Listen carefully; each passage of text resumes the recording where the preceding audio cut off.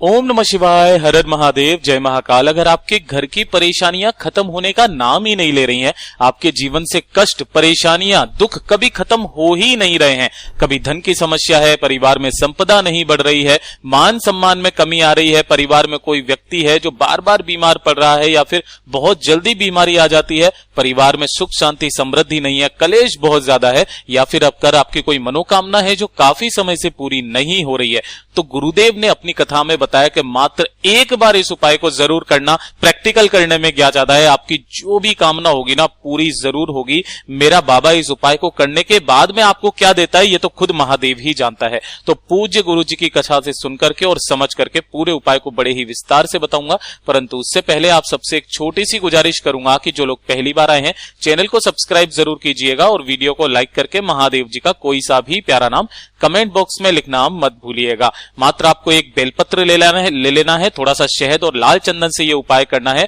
पूरा उपाय बताऊंगा, ध्यान से सुनना, समझने की कोशिश करना। परंतु वीडियो शुरुआत करने से पहले आपको बता दें, इस पूरे वीडियो में हम लोग 3 महा उपायों के बारे में बात करेंगे, जिसमें पहला उपाय आपकी मनोकामना पूर्ति के लिए होगा, दूसरा उपाय आपके घर में मान सम्मान बढ़ाएगा, आपकी बीमारी को खत्म करेगा, सुख समृद्धि को लाएगा, और तीसरा उपाय आपके घर में धन संपदा की वृद्धि करेगा।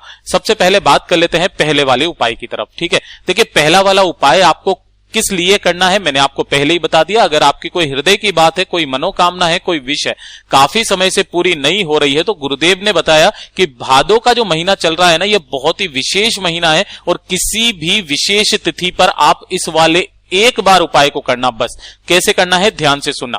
आपको लेना होगा मात्र एक दीपक तैयार करना, और दीपक के अंदर जो बत्ती लगाओगे वो लगाओगे गोल बाती, और इसके अंदर भरना गाय माता का शुद्ध घी। ठीक है ना। बताने के बावजूद भी लोग बाग इसके अंदर भैंस का घी भर देते हैं। गुरुदेव ने कई बार अपनी कथा में बताया था कि भैंस के घी से आपका जो उपाय है वो सिद्ध नहीं होगा, आपको हमेशा गौ माता का शुद्ध घी ही चाहिए होगा। तो एक दीपक आपने तैयार कर लिया। उसके बाद में आपको चाहिए होंगी 7 बेलपत्र, जो कहीं से भी खंडित टूटी फूटी ना हो, ये चीज ध्यान रखना। कितनी? 7 बेलपत्र। अगर नहीं मिल रही है ना तो आप शिवलिंग से उठा करके उन्हें धोकर के काम में ले लेना, लेकिन टूटी फूटी या कटी फटी मत ले लेना। साथ ही चाहिए होगा थोड़ा सा शहद। अब भैया शहद कितना चाहिए? तो ज्यादा नहीं, आपको आधा चम्मच आपको शहद चाहिए, बस थोड़ा सा। मैं तो कहता हूं आप पूजा के लिए एक छोटी सी डिब्बी हमेशा रखा कीजिए। ठीक है, थोड़ा सा शहद ले लीजिए और थोड़ा सा लेना होगा आपको लाल चंदन, है ना। गुरुदेव हमेशा कहते हैं कि लाल चंदन आप हमेशा इस तरीके से मुठिया रखा कीजिए, इसे घिस करके काम में लिया कीजिए। अगर नहीं है तब आप इस पाउडर फॉर्म को भी ले सकते हैं, कोई दिक्कत नहीं है। 1 लोटा शुद्ध जल लेना और पहुंच जाना मेरे देव आदिदेव महादेव जी के मंदिर शिवलिंग के पास में। अब उपाय करने का एक खास नियम है, तरीका है। इस वाले उपाय को आप सुबह करना चाहो सुबह कर लो, शाम को करना चाहो शाम को कर लो, कोई दिक्कत नहीं है। प्रदोष काल सबसे बेस्ट समय है, अगर आप उस समय जा सको तो जरूर चले जाइएगा। ठीक है, उत्तर दिशा यानी कि नॉर्थ डायरेक्शन की तरफ मुंह करके खड़े हो जाना है। अभी ना तो आपको दीपक लगाना है, ना ही अभी आपको कुछ करना है। आपको जो भी पूजा अर्चना वगैरह करनी है वो आप महादेव जी की कर लीजिए। शिवलिंग को बढ़िया साफ सुथरा कर दीजिए, जो भी आसपास पुष्प वगैरह चढ़े हुए हैं उन्हें बढ़िया से हटा करके शिवलिंग को धो करके स्वच्छ कर लीजिए। ठीक है, पहला काम तो आप ये कर लेना। उसके बाद में आपको क्या करना है कि जो आपने 7 बेलपत्र लिए हैं, उन 7 बेलपत्र की जो ऊपर वाली पत्ती है ना, उसके चिकने हिस्से की तरफ ध्यान रखना। बड़ी वाली पत्ती यानी कि बीच वाली पत्ती के चिकने हिस्से की तरफ, इस पर पूरे पर लगाना होगा आपको शहद। क्या लगाओगे? शहद। इस पे पूरे पर शहद लगाना। ठीक है ना। और ये जो दोनों पत्तियां बची है, इन दोनों पत्तियों पर लगाना होगा आपको लाल चंदन। क्या लगाना होगा? लाल चंदन। इस तरीके से जैसे ही आपने ये लगाया, लाल चंदन इन पर लगा दिया, घी और शहद उस पर लगा दिया, तो ये एक बेलपत्र तैयार हो गया। चिकने हिस्से की तरफ लगाना है। इसी तरीके से आपको 7 की 7 बेलपत्री पर क्या करना है? लगा करके रख लेना है। अब क्या करना है? जो आपने 1 लोटा शुद्ध जल लिया है, सबसे पहले 1 लोटा शुद्ध जल मेरे देव आदिदेव महादेव जी के ऊपर आपको समर्पित करना होगा कुंदकेश्वर महादेव जी के नाम से। किनके नाम से? कुंदकेश्वर महादेव जी के नाम से। महादेव जी के नाम से आपको समर्पित करना है। फिर उसके बाद में आपको शिवलिंग को अच्छे से पोंछ देना है अपने दोनों हाथों से, और जो आपने 7 बेलपत्र तैयार किए हैं, जिधर की तरफ आपने लाल चंदन और शहद लगाया है ना, वो वाला हिस्सा शिवलिंग से टच करते हुए आपको 7 की 7 बेलपत्रियां शिवलिंग से कुछ इस तरीके से चिपकानी है कि जो पत्ती की डंडी है ना वो रहे इस कटी भाग की तरफ, नीचे की तरफ आपको इस तरीके से सातों की सातों बेल पत्रियों से महादेव जी की शिवलिंग का श्रृंगार करना है। और श्रृंगार करने के पश्चात आप झोली मांग करके अपनी मनोकामना बोल करके महादेव जी से विनती करना कि मेरी ये मनोकामना है, काफी समय से पूरी नहीं हो रही है, उपाय करते करते थक चुका हूं या थक चुकी हूं, प्लीज मेरे देवादिदेव महादेव जी मेरी ये मनोकामना पूरी जरूर कीजिए। ऐसी मनोकामना करने के पश्चात जब आप महादेव जी से आज्ञा लेकर के वापस घर की तरफ जाएंगे ना, तो घर की तरफ जाने के पहले पड़ेगी महादेव जी की चौखट, है ना। तो उस चौखट पर आपको, जैसे कि आप जब मंदिर से बाहर निकलेंगे ना, तो मंदिर से बाहर निकलते वक्त महादेव जी के मंदिर की चौखट पड़ेगी। उस चौखट के दाहिने तरफ, उस चौखट के दाहिने तरफ आपको उस एक दीपक को जलाते हुए आ जाना है। और ध्यान रखना, पलट करके शिवलिंग को जरूर देखना। जो व्यक्ति मात्र किसी भी विशेष तिथि के दिन, चाहे वो एकादशी हो, प्रदोष हो, पूर्णिमा हो, अमावस्या हो, किसी भी विशेष तारीख को ये वाला उपाय कर लेता है ना, उसकी सारी मनोकामनाएं, सारी विश पूरी जरूर होती है। पूज्य गुरु जी का ये वाला उपाय बहुत ही ज्यादा खास और अद्भुत है, जरूर कीजिएगा। अब बात कर लेते हैं दूसरे वाले उपाय की तरफ। अगर आपके परिवार में कलेश बहुत ज्यादा है ना, परिवार के लोगों के बीच में बनती नहीं है, हमेशा लड़ाई झगड़ा होता रहता है, घर में सुख शांति समृद्धि नहीं है ना।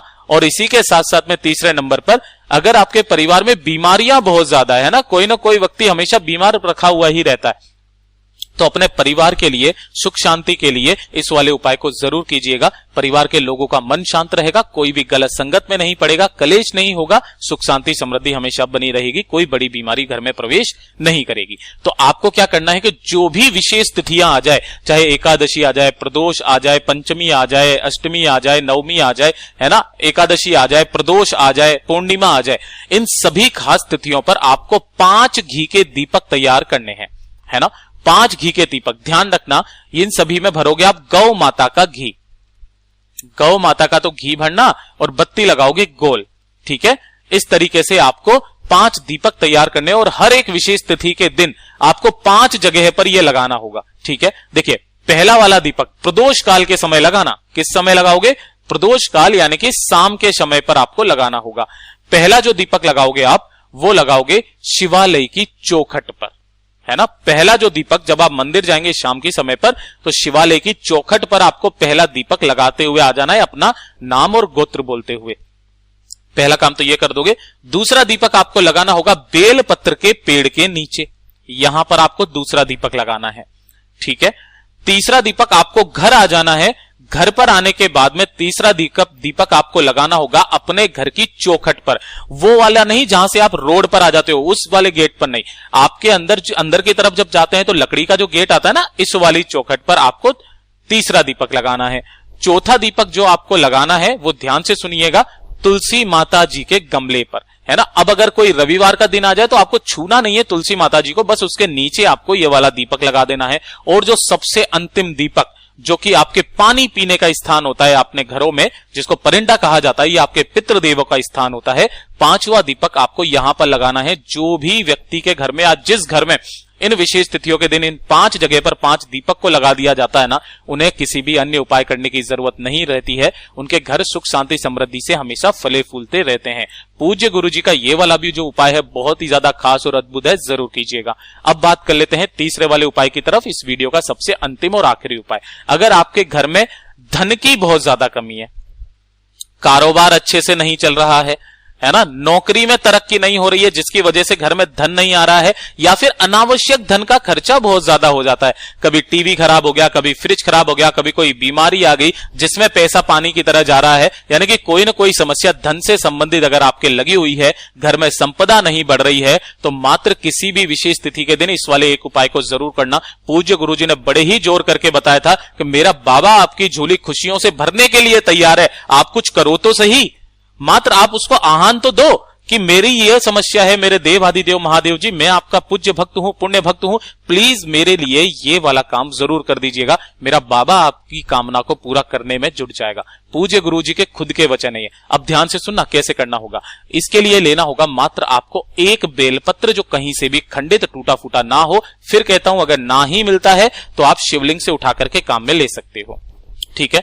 उसके बाद में लेना होगा आपको लाल चंदन, है ना, एक बेलपत्र और थोड़ा सा ले लेना लाल चंदन, 1 लोटा ले लेना शुद्ध जल, ठीक है ना, अपने घर का। और जल जब भी लो ना, आपको अपने घर का लेना है ताजा जल। ऐसा नहीं है 3-4 दिन पुराना आप जल ले रहे हो, ऐसा मत लेना, ठीक है। अब आपको जाना होगा बेलपत्र के पेड़ के नीचे। आपने जो लाल चंदन लिया है उस लाल चंदन के अंदर थोड़ा सा जल मिला करके ये जो बेलपत्र है जिसके चिकने हिस्से की तरफ, है ना, 2 हिस्से होते हैं, एक चिकना एक खुरदरा, तो चिकने हिस्से की तरफ आपको तीनों पत्तियों पर लगाना होगा लाल चंदन। क्या लगाना होगा? तीनों पत्तियों पर लगा देना लाल चंदन, और लाल चंदन लगा करके इस बेलपत्र को आपको समर्पित करना होगा बेलपत्री के पेड़ के नीचे ही, ठीक है, समर्पित कर देना। जल यहां पर समर्पित नहीं करना है, यहां पर आपको समर्पित करना होगा कुंदकेश्वर महादेव जी के नाम से ओम नमः शिवाय श्री शिवाय नमस्तुभ्यम का स्मरण करते हुए अपना नाम और गोत्र बोलना, उत्तर दिशा की तरफ मुंह करके खड़ा होकर के, और महादेव जी से विनती करना कि मेरी ये कामना है, घर में धन संपदा आ ही नहीं रही है, प्रदोष काल में इस उपाय को कीजिए। आप सबको पता है कि प्रदोष काल में बेलपत्र के पेड़ के नीचे माता लक्ष्मी जी का वास होता है, ठीक है, ऐसा करना। उसके पश्चात इस वाली बेलपत्र को यहां से उठाना और इसे लेकर के पहुंच जाना मेरे देव आदिदेव महादेव जी के मंदिर शिवलिंग के पास में, उत्तर दिशा यानी कि नॉर्थ डायरेक्शन की तरफ मुंह करके खड़े हो जाना, और आपको उसी एक बेलपत्र को शिवलिंग पर समर्पित करना होगा कुछ इस तरीके से कि पत्ती का मुख रहेगा आपकी तरफ और डंडी का मुख रहेगा आपसे विपरीत दिशा में, है ना। और जो आपने 1 लोटा शुद्ध जल लिया है उस 1 लोटा शुद्ध जल को मेरे देव आदिदेव महादेव जी के ऊपर ही समर्पित करना होगा, इसी बेलपत्र के ऊपर ओम नमः शिवाय श्री शिवाय नमस्तुभ्यम पंचाक्षरी मंत्र या षडाक्षरी मंत्र का स्मरण करते हुए 2 मिनट यहां पर बैठना, फिर से वापस अपना नाम और गोत्र बोल करके मेरे देव आदिदेव महादेव जी से कामना करना कि आपके घर में धन की बहुत ज्यादा कमी है, समस्या है, व्यापार अच्छे से नहीं चल रहा, कारोबार नहीं चल रहा है, नौकरी में तरक्की नहीं हो रही है, अनावश्यक धन खर्चा बहुत ज्यादा हो रहा है, जैसी भी आपको कामना करनी है वैसी कामना करना और वापस चले जाना। मात्र 1 से 2 किसी भी विशेष तिथियों के दिन आप इस वाले उपाय को करके देख लीजिएगा, आपके धीरे धीरे करके धन बचने लगेगा और आपके धन की आवक भी आना शुरुआत हो जाएगी। पूज्य गुरुजी के ये सभी उपाय बहुत ही ज्यादा खास और अचूके जरूर कीजिएगा। साथ ही साथ वीडियो अगर पसंद आया हो तो लाइक जरूर करना और चैनल को सब्सक्राइब जरूर कीजिएगा। मैं मिलता हूं आपसे अगले वीडियो में, तब तक के लिए ओम नमः शिवाय, जय महाकाल।